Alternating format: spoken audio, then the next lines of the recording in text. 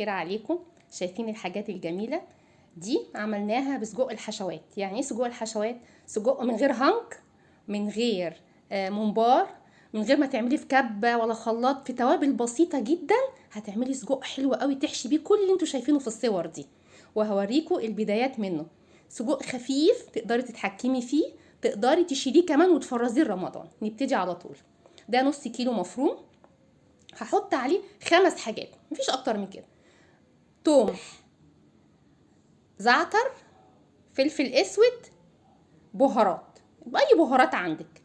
نحطهم ونعجنهم كويس قوي مع بعض ونقلبهم ونبتدي نحطه على النار. زي ما انتوا شايفين انا قلبت فيه كده وبعد كده حطيته على النار.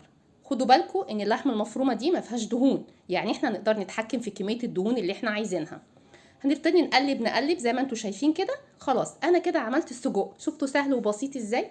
انا خدت من النص كيلو ربع كيلو هفرزه وهوريكم هعمل بيه ازاي لما اطلعه في التفريز. هعمل بيه السمبوسه، البيتزا، السجق مع البيض، هعمل بيه حاجات كتير قوي هتشوفوا معايا. بس انا حبيت اجيب لكم وصفه خفيفه جدا للسجق ازاي تشيلوه.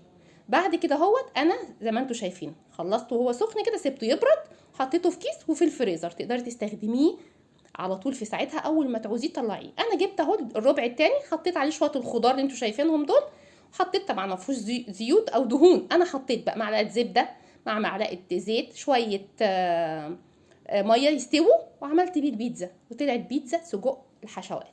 برضو بنفس المقادير او التوابل تانية. ادي السجق قدامكم اهو متجمد، طلعته متجمد، وحطيت برضو التوابل اللي انا عايزاها، هتشوفوها في الفيديوهات دي موجوده في نفس القناه عندي تحت.